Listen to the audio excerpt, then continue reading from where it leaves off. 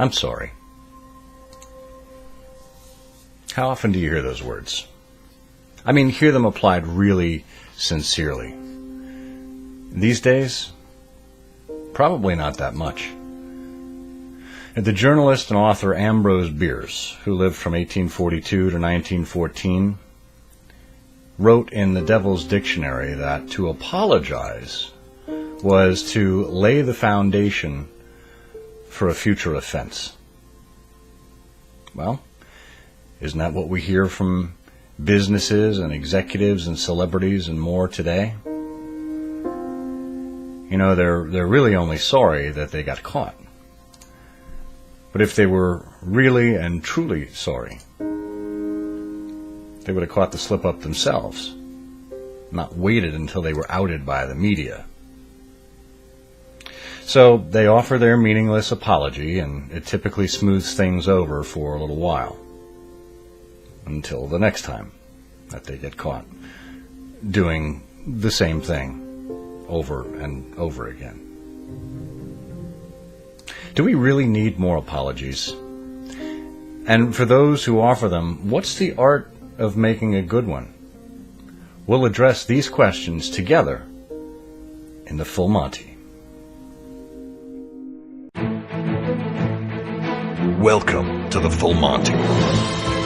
With so much information constantly churning, it's easy to lose focus. This is the show that cuts through the clutter to provide you with insight and perspective on some of the most pressing issues of the day.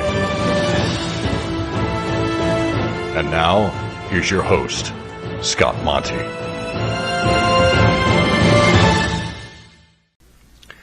Well, you know, as a father with young children, I had to teach them the art of saying, I'm sorry. Now, I want you to try an exercise with me, the same way I did with them. Do you know what sorry means? I mean, of course, you understand intuitively, but how would you simply describe it to a 2 or 3-year-old in a few words? Think about it for a minute. You know, it was an interesting exercise for me as a father. And here's how I defined it to my kids. When you say you're sorry, it means you didn't mean to do it, and you'll try not to do it again. Now think about that for a moment. You didn't mean to do it, and you'll try not to do it again. So the first part of the phrase, you didn't mean to do it, that's what we say when we bump into people or when we make a simple error, right? But it's that second part. I'll try not to do it again.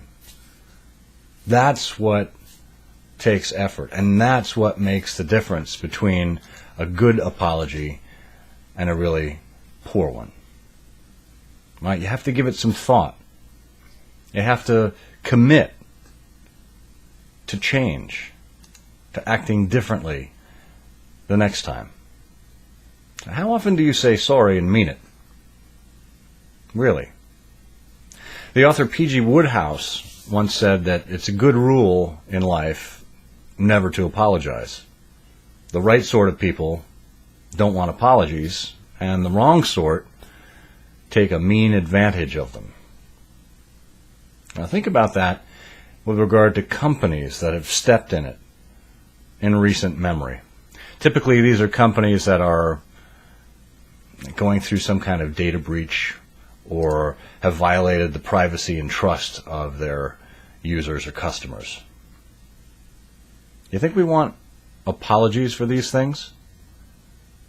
Well, of course we do. But again, it's the second part that needs to matter. It's the part where they commit to doing things differently. That's what makes all the difference. Right?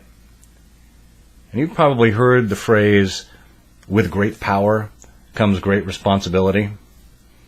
Well, its origins are uncertain. It's been used by Winston Churchill, it's been used by Teddy Roosevelt, and of course it's been used by Stan Lee in Spider-Man. Well, its first recorded version was used during the French National Convention. There was a decree that was made in 1793. And it goes like this. Great responsibility follows inseparably from great power. But that too is preceded by something in the Bible. In Luke 12:48, from everyone who has been given much, much will be demanded.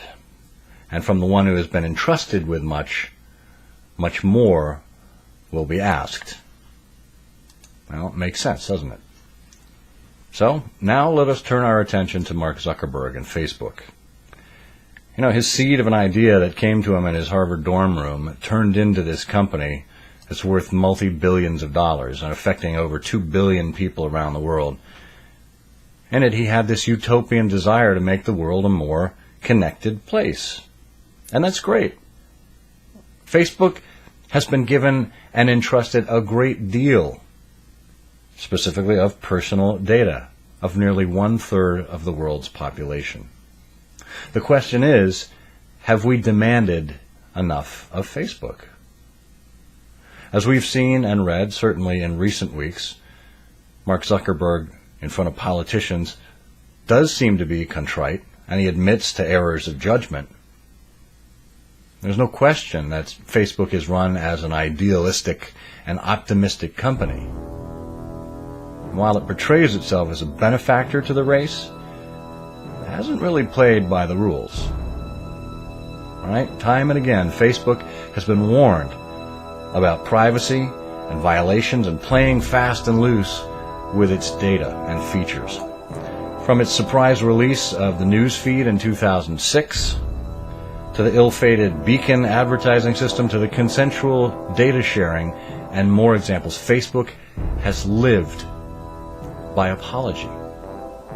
See, it's not like Facebook hasn't known what it's been doing. With Cambridge Analytica, Facebook knew exactly what happened all the way back in 2015.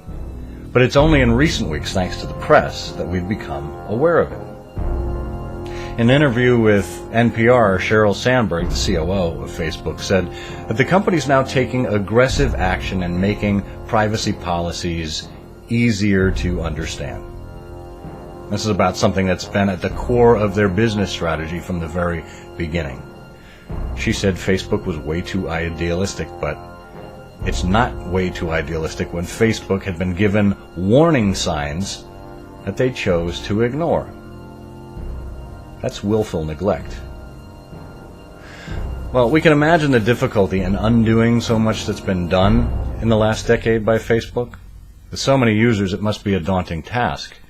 But it's also daunting to think that personal privacy is being treated so lightly by someone with so much power. For a contrast in responsibility, look no further than Apple CEO Tim Cook, who stated that privacy is a human right. Ultimately, the control of data will be the major conversation among brands and tech companies in the foreseeable future. And as you think about the relationship you have with your customers, you want to have as much control over that data as possible, so you won't have to go on an apology tour later in the future. You want to give your customers confidence and peace and trust in your ability to deliver on your promises. We certainly expect it from the new tech giants now, regardless of apologies. Much will be demanded. Much more will be asked.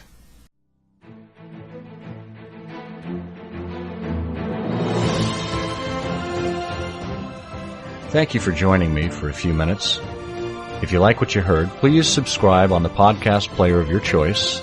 And of course, check out the newsletter at philmontyshow.com. So long, and I'll see you on the internet.